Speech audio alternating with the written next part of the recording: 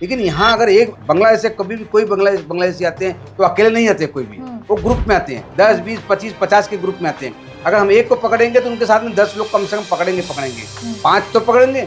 लेकिन यहाँ पे तुलिन पुलिस में काम करने का मन ही नहीं है। नमस्कार दोस्तों, मैं हूं शिवानी दुबे और आप देख रहे हैं मिरर ऑफ ट्रूथ। वर्तमान समय में सोशल मीडिया पर एक मुद्दा तेजी से तुल पकड़ा हुआ है। मुद्दा ये है कि तुलिन पुलिस बांग्लादेशियों को सह दे रही है, ऐसा आरोप है। बता दें कि आज से 2 महीने पहले एक भारतीय जनता पार्टी के कार्यकर्ता ने एक बांग्लादेशी को पकड़कर तुलिन पुलिस के हवाले किया, लेकिन उस पर क्या कार्रवाई की गई, अब तक वह बांग्लादेशी कहां है, इस बात की जानकारी देने में तुलिन पुलिस असमर्थ है। आखिर क्या है पूरा मामला और आखिर किस तरीके से बांग्लादेशियों को लगातार तुलिन पुलिस द्वारा सह दिया जा रहा है, इस विषय पर बात करने के लिए हमारे साथ भाजपा के पदाधिकारी अरुण श्रीवास्तव जी मौजूद हैं। इनसे बातचीत करेंगे और जानेंगे कि आखिर ये पूरा विषय क्या है। क्या कहेंगे सर, ये पूरा मामला किस प्रकार है? नमस्कार। पहले आपको ऐसा है कि 12 अक्टूबर के दिन जो दशहरे का दिन था, उस दिन विसर्जन था, तो एक रिपेयरिंग बिल्डिंग हो रही थी। बिल्डिंग रिपेयरिंग के अंदर में एक बांग्लादेशी वहाँ पे काम कर रहा था। और जब वहाँ पे काम कर रहा था तो उसने काम करते करते एक अपने कार्यकर्ता के घर में घुस गया। तो वो कार्यकर्ता ने उसको पकड़ करके लेके आ रहे थे। तो नागिन दास में बंगाली में बात करता, तो अपने भाजपा कार्यकर्ता में बंगाली भी कार्यकर्ता थे। तो बंगाली कार्यकर्ता ने क्या किया कि उससे बंगाली में बात किया, तो उससे आईडी मांगा, उसने आईडी नहीं दिया। तो वो बोला, वो खुद सामने बोल रहा है कि मैं बांग्लादेशी हूँ। अच्छा। वो खुद बोल रहा है मैं बांग्लादेशी हूँ। और उसके बाद लेके गए तुलिन पुलिस में। तो तुलिन में लेके जा रहे थे, मेरे पास फोन आया कि वैसे से बात है। तो मैं बोला ठीक है, मैं बात करता हूँ। मैं तुरंत PSI राग से बात किया, क्योंकि 2 घंटे पहले गया था, मुझे मालूम था कि थाने अमलदार वही है। तो मैं जब उससे PSI राग से बात किया, मतलब सर ऐसा है, आप जरा उसका देखिए, उसको मामला को गुना दाखिल करिए, उसके ऊपर करिए। मैं इसके विषय पे जो काम कर रहे हैं अपना API दत्ता पाटिल साहब, हम उनसे भी बात करते हैं इसके बारे में। बोले ठीक है। मैं बातचीत हो गया, सब कुछ हो गया। बोलते हाँ मैं गुनाह दाखिल करूंगा, सब कुछ करूंगा। उसके बाद उनको छोड़ दिया। और छोड़ने के बाद ये नहीं बोले मैंने छोड़ दिया हूँ, बोलते नाइट के जो अमलदार है ना, थाने अमलदार, हमने नाइट के थाने अमलदार के नाम हवाले कर दिए। और नाइट के थाने अमलदार बोलते हमारे पास उस टाइम था नहीं। तो ये नाइट पे जो थाने अमलदार थे वो उस समय कौन थे? नाइट के थाने अमलदार थे बांगुल। अच्छा। और ये हवालदार बांगुल, और ये PSI राग डे के नाइट अमलदार। अच्छा। तो डे के अमलदार जो ने, उन्होंने नाइट वाले को डाल दिया। नाइट वाला बोलता कि मुझे नहीं किया मैंने। तो जब इस विषय के ऊपर मैंने बात किया मैंने ऊपर, तो वहाँ पे API दत्ता पाटिल साहब ने क्या बोले कि मैं इसके ऊपर मैं कार्रवाई करूंगा, मैं फुटेज चेक करता हूँ, आप शांति रखिए, आप इसके विषय में भी ज्यादा मत करिए, मुझे थोड़ा समय दीजिए मुझे। जब हमने देखिए बहाने कर रहे थे, मैं 9 अक्टूबर को 9 दिसंबर को मैंने लेटर डाल दिया।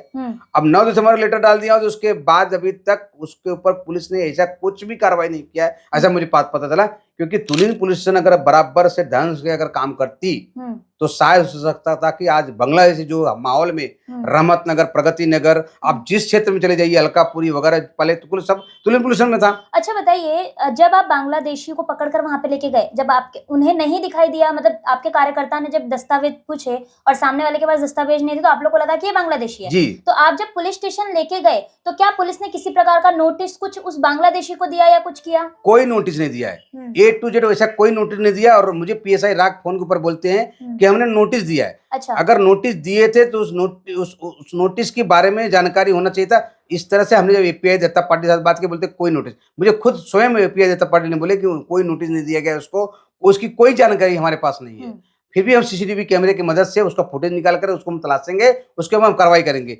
और उसने ये भी कबूला था कि मेरे साथ 4 लोग और हैं। अच्छा। और ये बात मेरे कॉल रिकॉर्डिंग पे PSI राग साहब बता रहे हैं कि मैंने उसके साथ 4 लोग और हैं। अच्छा। मतलब कि इतने आसानी के साथ में 4 लोग उसके पास बैठे, मतलब 5-5 बांग्लादेशियों को पता है, उसके बाद उसको छोड़ दिया गया। कितनी बड़ी लफड़ा हुई।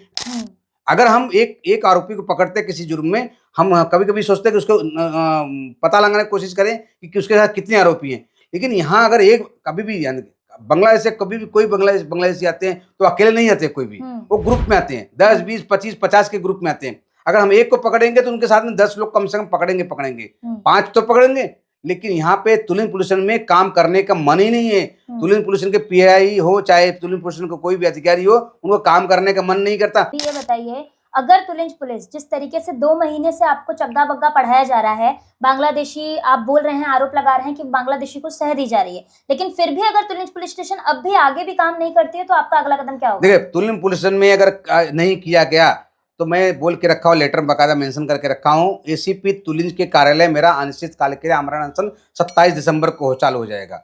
और 27 दिसंबर अरुण कुमार श्रीवास्तव एक अकेला नहीं करेंगे, क्योंकि ये काम मेरा अकेला का नहीं है। कोई सोचता हो कि अरुण कुमार श्रीवास्तव का, अरे अरुण कुमार श्रीवास्तव भारतीय जनता पार्टी का कार्यकर्ता है, एक अकेला, लेकिन उसके पहले वो एक हिंदू है, एक सनातनी है। मैं एक पहले हिंदू हूँ, पहले सनातनी हूँ। मुझे देखना है कि मेरे देश में, मेरे यहाँ पे, मेरे समाज के अंदर में कुछ गलत काम न हो, कुछ न हो सनातनियों के, हिंदू धर्म। तो मेरे साथ में समस्त सकल हिंदू समाज मेरे साथ में खड़ा हुआ है। 27 दिसंबर को सकल हिंदू समाज एसीपी कार्यालय पे आने के लिए तैयार है। तो दोस्तों, जैसा कि आपने सुना कि अरुण श्रीवास्तव जी का साफ तौर पर यही कहना है कि अगर तुलिंज पुलिस ने उस बांग्लादेशी पर कार्रवाई नहीं की तो 27 तारीख को इनके साथ पूरा सकल हिंदू समाज एसीपी कार्यालय के बाहर आमरण उपोषण आंदोलन पर बैठेगा।